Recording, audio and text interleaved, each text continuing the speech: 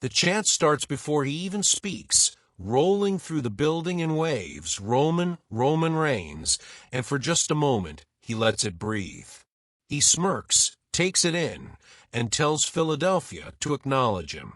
The reaction is split, some cheers, some boos, but the message is clear when the chant changes to OTC. This isn't just noise. This is context. This is history. And Roman Reigns knows exactly where he is standing. Philadelphia has never been a neutral city, and Roman leans into that immediately. He talks about the highs and the lows, not as throwaway lines, but as receipts. He reminds them that he won his first world championship here, on his daughter's birthday. That matters to him, and he wants the audience to understand why. He also reminds them that this is the same city where he lost his last world title. Triumph and loss, tied to the same place, years apart. Then he adds another layer. His first Royal Rumble win happened here too. And after winning again this past weekend, he looked at the calendar and realized Philadelphia was next. Not by accident, by design. Roman frames it as destiny, a city tied to defining moments in his career, now hosting another turning point. He says he has a decision to make, and if you're going to make a decision like that, you do it in a city that understands pressure. Roman starts to lay out the choice. Does he go after the title he helped create? Before he can even finish the thought, the crowd hijacks it with a CM Punk chant. Roman pauses, almost amused, and asks them if they're saying he shouldn't go after Drew McIntyre. That suggestion gets boos. Then he asks if he should go after CM Punk, and the building responds instantly. Loud, clear, decisive. CM Punk's music hits, and the reaction shifts from anticipation to release. The World Heavyweight Champion steps onto the stage, and Philadelphia sings along as he walks toward the ring. Roman doesn't move. He doesn't look away. Punk takes his time, soaking it in, stepping onto the apron, then into the ring. When the music fades, the chants start again, and Punk finally gets a microphone. The first thing he does is not what anyone expects. He addresses Finn Balor. It's brief but intentional, and Roman laughs because from his perspective, Punk just interrupted his moment to talk about someone else. Punk makes it clear he isn't joking. He tells Roman he's a visitor. This isn't SmackDown. This is Monday Night Raw. And more importantly, Punk is the champion. Punk talks about Roman's options as the Royal Rumble winner. He lays them out plainly. Drew McIntyre, CM Punk. The crowd tells you everything you need to know about where they stand. Punk suggests Roman already knows what he wants to do and challenges him to take the easy way out and face Drew. Roman responds by mocking Punk, pointing out Drew's size advantage and referencing their last encounter being about a bracelet. That opens the door for Punk. He fires back, saying they ran out of staples trying to put Drew back together after Hell in a cell.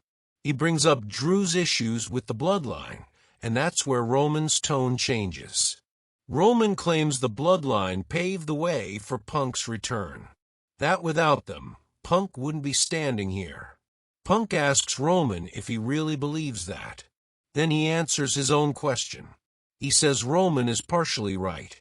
Roman made people believe he held the company up, but in Punk's words, he held it hostage. Punk makes it clear this isn't about headlines or networks. This is personal. He says nobody is trying to follow Roman's footsteps. Punk reminds Roman that he was champion for 434 days with Paul by his side. He says Roman took that blueprint and ran with it. And while Roman held the title longer, Punk argues that longevity doesn't automatically mean it was done better. He acknowledges Roman as a WrestleMania main eventer. He acknowledges his star power. But then he draws the line. Punk says Roman shows up when he wants. He chooses to be a part-timer. Punk contrasts that with his own path. 10 countries in 3 weeks. Choosing to be a fighting champion. Choosing to be present. He says he brought Roman into the company with the Shield, and Roman followed his lead. Learned from the best. Then Punk frames it as 2 mountains. One path leads to someone Roman thinks he can beat. The other leads to a man he cannot touch because he is the best in the world. He tells Roman he can choose Drew, or he can choose the man who held this title while Roman was gone. Roman fires back by saying Punk is making towns now because he took a 10-year vacation. Roman laughs at the idea that he learned from Punk, saying instead he learned what not to do. Punk turns to the crowd and says he wouldn't be here without them. He says when the call was made for his return, they came to him. He says he kept his promise to Paul. Punk brings up Roman's appearance on his best friend's podcast and how it made things worse. He references War Games, the handshake, and then being mocked behind his back like a young boy. Roman doesn't deny it. Instead, he makes his decision. Roman says he could pick Punk because he's a star and because he's on Netflix. But that's not why. He says he's picking Punk because he hates him. Always has. And in the main event, Punk will acknowledge him. This wasn't just a promo. This was a collision of philosophies. Roman represents control, selective dominance, an empire built on presence and absence. Punk represents defiance, volume, showing up everywhere all the time. Neither man is lying. They're just telling different truths. Roman's choice matters because it reframes what the Royal Rumble win actually means. This isn't about chasing the safest path. It's about settling something that has been hanging in the air for years. Punk didn't flinch. Roman didn't hesitate.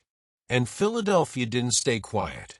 This segment worked because it trusted the audience. It didn't rush. It let silence, chants, and eye contact do as much work as the words. Roman didn't need to shout. Punk didn't need to exaggerate. They spoke like men who know exactly who they are. And now the question isn't whether this match can headline. It's what happens when 2 men who believe they built this place are forced to stand across from each other with nowhere left to hide. So here's the real question for you. When Roman Reigns says he chose CM Punk out of hate, do you see that as confidence, or as the first crack in the armor of a man who knows this fight won't be easy?